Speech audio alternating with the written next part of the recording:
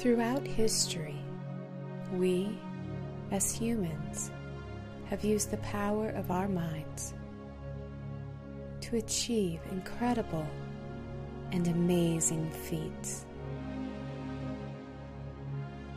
In reality, our minds are simply tools we use to create our thoughts.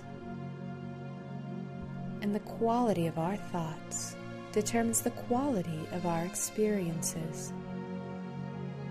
A simple shift in perception will quickly and easily improve how you feel and what you believe is possible, helping you to achieve all of your personal goals, even those that previously seemed unattainable. Join us now as we explore the vast landscapes of our minds. This is Mind Over Matter.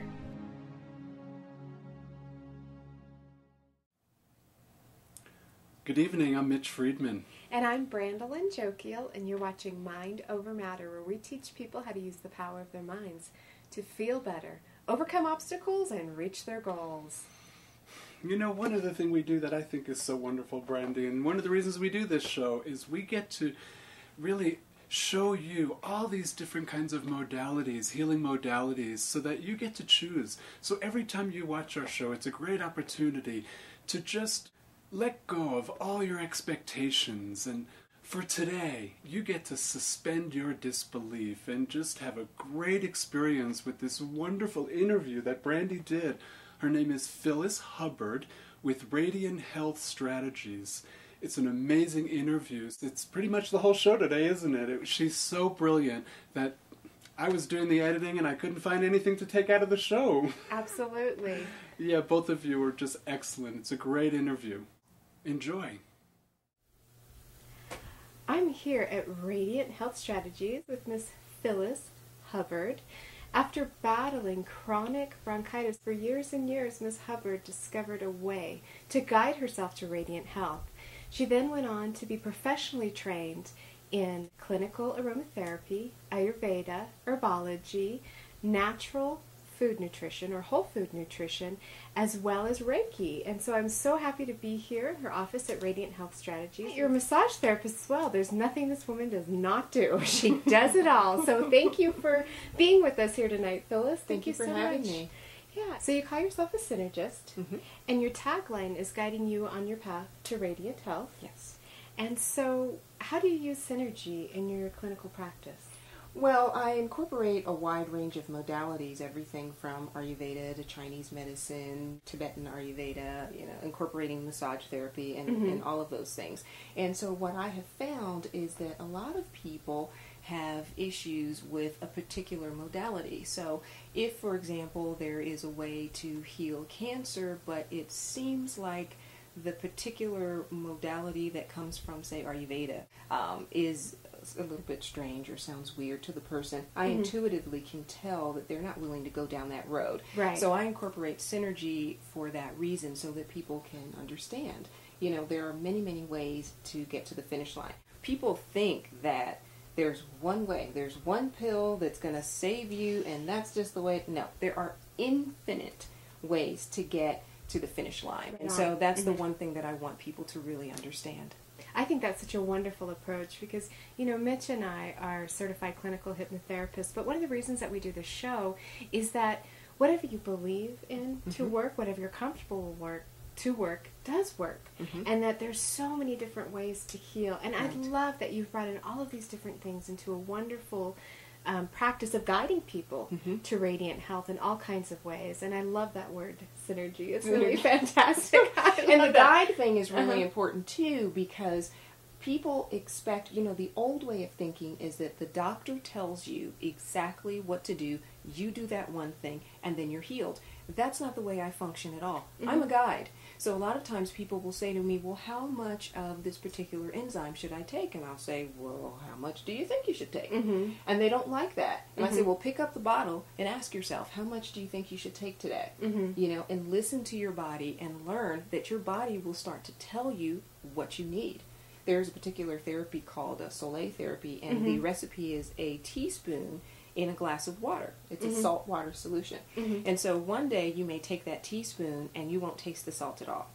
The next day you may take the teaspoon and it's so salty you can't even taste it. And that's one way of knowing that your body's telling you instantaneously, you know what, I need more electrolytes today. Oh, I don't need so much today. So it's the same thing with any kind of enzymes or any type of vitamins or herbs or whatever that you're taking. You need to learn how to trust yourself, and that's how I'm the guide. Oh, fantastic. So would you say that you use any form of kind of kinesiology when you do that? I do flat out muscle testing. You know, if I'm a little frustrated, I might just, just give me your arm. If you really need to know whether it's 2 pills or 3 pills, okay, we will check that for today. But most of the time I don't do that, because I find that when I'm doing the muscle testing, the person is still relying on what I'm telling them they need to do. So what I really want them to do is pick up the enzymes and know that if today you didn't take them, that's okay. It's okay for you not to take it that particular day. Your body didn't need it that day. And trust that inner wisdom. We all have this innate wisdom within us, and every living creature has it, and they use it intuitively. We have disconnected from our bodies, so it's much harder. You know, you watch an ape all day and they know this, from this plant it is a leaf that I eat. From this plant it is the fruit that I eat. From this plant it is the seed. Well, we used to know that too. It's just that disconnection, and because of that disconnection, we just don't know. And so now, what I'm trying to do is get that connection back, help people to reestablish it. So it sounds like your practice is very self-empowering. Yes, very much so. And it's a little scary for people sometimes, and I'm kind of a tough love cookie. So I'm like, our perfect practitioner. We love the tough love cookie, guys. I ain't gonna tell you what you want to hear. I'm gonna tell you what you need to hear. Okay, that's the way I work. So, and they know. Everyone knows. You know, I had one woman come to me because she couldn't turn her head to the left or to the right, and every single session, this was a massage thing. Every single session, I had to hear this once a week for 4 months. Is it ever going to get better? Is the pain ever going to go away? Is it ever going to get... I'm like, oh. And so every time she said that, I said, are you doing your stretches? Are you doing the salt baths? Are you doing what I asked you to do? Because no, it's not going to get better until you start doing your work. You can't keep doing the same old thing and expect a different result. That's just not the way it is. And so finally, you know, after grunting and growling for 5 months, she comes and she sits in my chair and she goes, look. And I was like, you've been doing your stretches. And she was like, yeah, you know. Like, yeah, but, you know, that's the whole point. You wanted to heal the body, and you realize that you can't heal the body by just coming to me. You have to do your part, too.